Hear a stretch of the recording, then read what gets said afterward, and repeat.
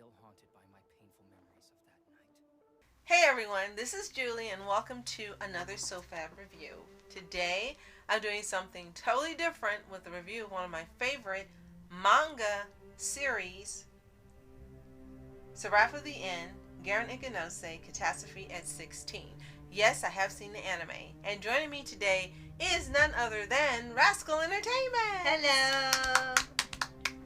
We learned about this graphic novel series actually, right? It's a light novel. Series. When we were watching Seraph of the End, which is an excellent anime series. If you haven't seen it, you can check out the podcast we did. It should be showing up in the right corner as we do this. And the Seraph of the End Catastrophe at 16 is actually a prequel to the anime. And it tells you about the life and story of Gurren Ichinose, who's my favorite character from there, shut up, and how he ended up in the situation he was in the anime. What's interesting about this quickly is that the writer of this series, Takaya Kagami, was writing not only Seraph, the anime, and Seraph of the End, Gurren Ichinose Catastrophe 16 at the same time. He was also writing the manga. Yes. So all three at the same time. The man's a genius. Yes. And very good at multitasking. And before we get further in, be sure to like, subscribe, click notification for the updates on SOFHAB and reviews and new videos. Now, this particular light novel series has 4 volumes, but each volume in 1 through 3 has multiple volumes. Some 2 and I think 1 3. And then in the last volume 4, at the end of the series, unfortunately, there's only 1 volume within it. So there are actually 4 volumes, but 8 segments. I guess that's what 8 books. That's how it's referred to. Right. So I'll read you the cover from the first one. The apocalypse is not only near, but a certainty. Set before the event and the aftermath detailed by the hit manga, this standalone prequel light novel series chronicles the inexorable approach of the reign of the vampires. Witness the trials of Gurren Ichinose, who must hide his true strength, even as he's trampled on at an academy for the insufferably privileged. Yes, that's what he used. This graphic, I keep saying graphic novel, this light novel is pretty neat in that it's very big. The first volume contains 338 pages. Wow. And they have a few drawings within that are really good. So you get to kind of see what the author is thinking of. And in the beginning of each book, there are actually colored pictures that he's drawn that are laminated, so they look really glossy, really nice. And the covers are really beautifully drawn as well. And the artwork was done by Yamato Yamamoto. Yes. So I'm going to ask you, first, what did you think when you read the first volume of this series? It was pretty interesting how they set it up, and it's probably weird seeing everything normal when you got adjusted to the post-apocalyptic world they had in the regular one, and they still hadn't made it clear if the whole world was suffering from this or was it just Japan, because they kept saying apocalypse, but you never heard anything about other countries. So they kind of make it seem like it's just Japan that's falling under here, and they just kind of came from other parts of the globe. Right. And you see how it slowly builds up, and there's little synchronicities that happen in there that lead to the events, and they start getting bigger and having a snowball effect the further you get through the books. What I do like in the first volume is we get introduced to all the characters that we know and love in the anime. Maharu, Garen, your favorite, Dorito. and we meet her sister, we meet Mito, and there's one more. Shinya. How could we forget Shinya? So we meet all of them and how they originally were prior to meeting Garen and him changing their lives, because within this light novel series he does. He's like Ash from Pokemon in here. Right. How he makes an impression and changes everyone for the better. Yeah.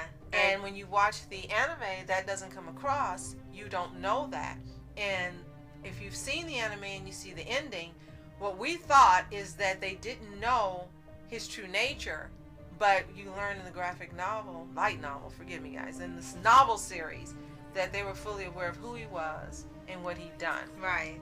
And you learn about his backstory, his history. You learn what Seraph of the End is, and it does come from the Bible, and they mention the Bible a lot in here in terms of taking that and making a story out of it, which was also brilliant. Because for most of the part, I would say 90% of the story, it sticks with the biblical story that occurs in Revelation. Right. And very well written. It's exciting. It's engaging.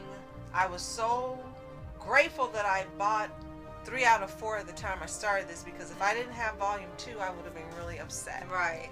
So volume 2, the cover reads, Gurren finds his peers treating him in an altogether different manner now that he is, at least for the time being, a follower of Kureto Hiragi, the exclusive first Shibuya high school star student and power broker. Unbowed at heart, however, the Ichinose heir directs his clan to research forbidden demonic magic in preparation for the heralded apocalypse. Tons of illustrations, 4 in color. And he didn't disappoint. Yes, there were lots of illustrations in here. I want to say that this book is even longer with 332 pages. It's actually 6 pages shorter. But it was no less engaging, no less a great read. In here, the crap hits the fan. It starts getting worse than it was in book 1 because we were being introduced to the characters, his backstory, how he was treated, how he was different from all his other friends in the beginning in terms of stature and society. And here now, he is at the school and he is downplaying his powers so they don't know how powerful he is and take action against him, or he get in trouble with the Higuragi clan. And they have all these different clans in here, and it's almost like, I think it's for the clans came from JJK, because they have all these clans that are kind of like fighting for power, like they're still in the feudal era for a dynasty, and they're all still fighting for that in modern day. And they still have the arranged marriages and everything, and of course they have to have one where one of them is in love with somebody that isn't the one they arranged for, and you know, they play into that. And another thing is that, as you said, it starts showing how they all became friends and how they acted towards each other before then, and they kind of do this thing where it's like Damian Wayne, where it's like, we're not friends. It's like, okay. And then they keep going, and they just ignore when he says stuff to them. They're like, no, we're not friends, go away. They don't leave, they just stay there. They act like he didn't say anything. He just looks like, why? So in this volume, he saves their lives, and that's how they basically come together. We don't give you the details. You'll read that, and it's really interesting. I'm glad you brought that up about the arranged marriages, because Maharu was actually arranged or betrothed to Shinya. We were very surprised. But she's in love with, of course, Gurren, who isn't. Everyone in this book is in love with Gurren. Yeah, and they did every girl pretty much. Just like, good grief. And then as a child, we learned what the Higuragi family did to him, which was pretty bad when you read it. And they make it clear that he's not supposed to be with Maharu. Right. We learn more about her personality. We learn more about how they were deemed lovers on Wiki, because it was like, what do you mean? Oh, okay. So we find out in this book. Yeah. I want to say that there's nothing graphic in here in terms of sex. There's innuendos. There is like a leading up to you knowing what's going to happen, and then the next thing is over with, and they're continuing in conversation after it's happened, but they don't give you details. For those of you who like juicy books with graphic descriptions and things of what's going to happen, it's not in here. It's very well done though, and you get the picture. You understand how much they loved each other and so forth. But because I think he knew that there would be younger people reading this, he didn't want to do that and have the book probably get a rating where, you know, teens and so forth could not read it. Right. But this volume is no less interesting. It's actually more interesting than volume 1. Volume 3, you thought the crap hit the fan in volume 2. Volume 3, it's chaos. It's absolute chaos. It's unbelievably, I want to say violent, but it is. It's unbelievably violent in many instances. And because you're not seeing it, reading it is different. If you saw it, it probably would have some type of rating like triple R or something. Right. Because, this, when they get the demonic powers, people get crazy. Mm-hmm. And the Hiragis are really crazy, wanting to stay in charge and maintain their power. So I'll read the cover of 3. Not only Gurren, but his closest allies among the Imperial demons have accepted forbidden power, and the merciless Hiragi clan orders them to go after its once favorite but treacherous daughter, Maharu. The vampires, however, yes, they're vampires, are ready to show that no human faction stands a chance against them. Christmas is almost here. Yeah, seriously, Christmas. An apocalyptic time of year for all good boys and girls. I love it's that. It's the most apocalyptic time of the year. There'll be vamps and swords and blood and mayhem of the year. Now, in this volume, there are not as many pictures, disappointingly. The cover is very interesting because it's actually a hint of what happens in here, and you don't realize it until after you start reading. You go, oh my gosh, that's who that is, and that's who that is. So look at the cover if you ever get a chance of 3 before you read it, and you'll be surprised at whom it's actually representing. Then this is heavily Maharu's volume. It really is. You get the full impact of what she is, what she's capable of, what she will do to get what she wants. The vampires are heavy in here as well. You think they're heavy in the anime? No, they're not heavy at all. They kind of tone them down, I guess. You really find out their power, what they do, how they allow humans to even stay and exist, and why. And it's like, wow, this volume here, this is great reading. I would love to see volume 3 as an anime. Even Absolutely. just like a short series, 12 episodes. I would love to see it, because this would become a #1 favorite because of what takes place in the book. And as you mentioned earlier, they're finally true friends. And I had actually mentioned it while reading one of the books, is that they could turn these into movies. If they didn't do OVAs, they could do, probably if they want to do theatrical movies, they could do maybe Crunchyroll exclusive films. They could do 1 for each book, or maybe a movie for 2 books at a time, so it would be like a part 1 and a part 2.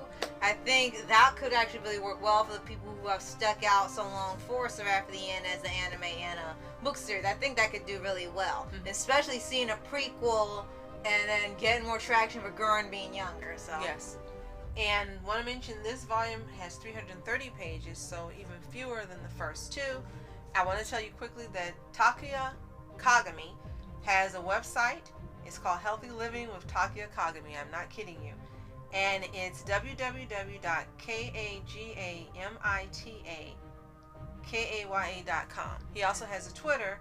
Kagami Takaya is the Twitter handle. I got to go on there and follow him today.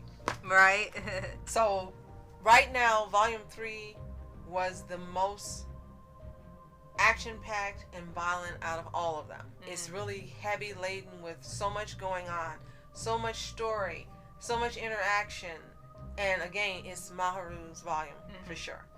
Then you have volume 4, which I was so upset when I got it because it only has 176 pages. It's a light read. There's a wonderful afterword by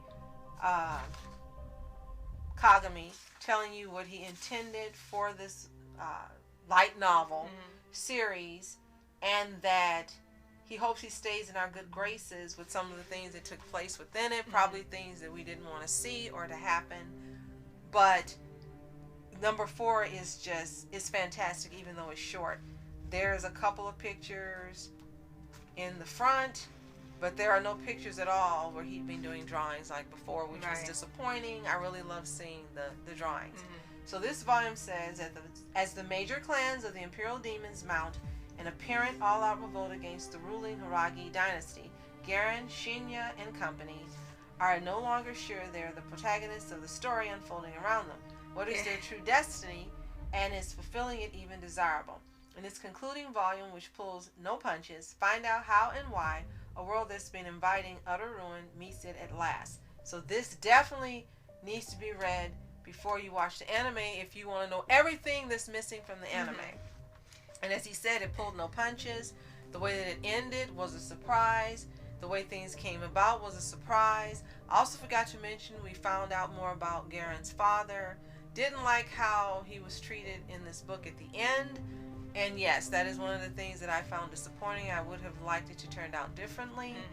But you do find out, again, more events that happen that bring them closer. You find out more about the demon that's been trying to get Garen to let him take over him fully. A lot of the students have given in to theirs. Garen is the only one, it looks like, who hasn't. Right. Maharu, he has another story. She's the demon personally. Right. She's scarier than the one in there. But in this volume, you do find out there is some humanity left in her. Not a lot, just a prick. And she just clearly snuffs it out. She doesn't want it. Right. So that was a real surprise as well. But if you have not read Seraph of the End, Gurren Ichinose Catastrophe S16, yes, that's the full title. You really need to get it. It's available on Amazon, used and new. I got all my volumes used. I got great prices on them. I think I paid maybe $15 total for all 4 volumes, which is really unheard of. And that's including shipping. Right. So, really, really am very happy that I chose to read this and watch the anime. I want to now get the manga and start collecting those. It's just a fantastic story. And as we've told you in our original podcast on Seraph of the End, so many current and past anime borrowed and were inspired by this manga and this anime. Just directly. Yeah, absolutely. And at last Lots count, of them. At last count, we were up to 15. And it's not where you see a tinge or you think. It is absolutely positive that they borrowed or they were inspired by it. Because it's the same darn story or events or just the same characters with different names. Yeah. But the way it's being done, it's been a blessing to them to have created new stories. He's like the Owen Colfer of anime and manga. Yes. And for finishing off the series, like I said, it all lines up and makes sense, unlike most prequels now. They don't change things where it's stuff that doesn't line up and it makes no sense when you get to the anime or manga. It does match up perfectly. I think the only thing I would say would be an issue for me was how it ends. Not for like how the apocalypse starts, because you know it's going to start because how the anime is. Right. But what you find out what happens to the friends, that kind of changes some things when you see it, because when this series comes to an end, you're going to be missing quite a few people when it's over, down to just maybe Garen, you, Mika, and maybe a few others. A lot of them are not going to be at the end. You got it. When they, Mika and Garen, that's it. Yeah, I think that's going to be it, and it's really going to change things when it gets to the end of the story. So I think the title, Seraph of the End, is kind of like a play, not only a play on words, and not only referring to the biblical connotations, but also a play on words, because it's going to be the end for everyone that we've come to love as far as the characters, but Garen and Mika and you. Right. So yeah, you're right. That's not a happy part of it. And you find out how this happens in this 4th volume. And when you see it, it's like, oh my gosh. When you read what has to happen for this to come about, you're stunned. But they don't go into details, meaning you are left at the end of the book knowing what's going to happen, but you don't read about it happening. You just know that this is how it happened, and then the anime picks up where it left off. But again, it's a fantastic read. You won't want to put it down. You don't want to be without any one volume, so I recommend you buy all 4 before you start reading. You cannot get it at the public library, because I tried prior, and Amazon's the only place I've actually seen it available for sale. If you guys know of another source, let us know in the comments below so others can get it. If you haven't seen the anime, it is available on the Pua's channel. Yeah, to there's watch 2 compilation subbed videos. Yeah. Subbed and dubbed. It's not on Crunchyroll or anywhere else. Strangely enough, yeah. And if you haven't read the manga, that is available for sale on Amazon at very, very high prices. The first volume on its own is $10, but after that, the manga start going up higher and higher. Yeah, it's like, what's going on? The Yeah. current volume, the prices get ridiculous, and even used, the prices are ridiculous. So, you know, I'm hoping to begin slowly but surely acquiring them, maybe finding volumes not in order at great prices. Hopefully, if you own the light novel series, or you own the manga series, or you own the anime, let us know in the comments below. Do you like it? Love it? What made you decide to invest in getting parts of the series? Right. Whether it's the novel, the manga, or the anime. Right. So, thank you so much for watching and listening and joining us. And thank you, Rascal, for joining me again. Yes. As I read each volume, I passed it on to her for her to read. So, thank you for agreeing to read it with me and review it. Yes, no problem. It was something really different to read, especially from the anime. So, if you have any manga or books you'd like us to take a look at, including comics, let us know in the comments below as well. I'm Julie. And I'm Rascal Entertainment. Thanks for watching. Have a fantastic day. Later. Peace.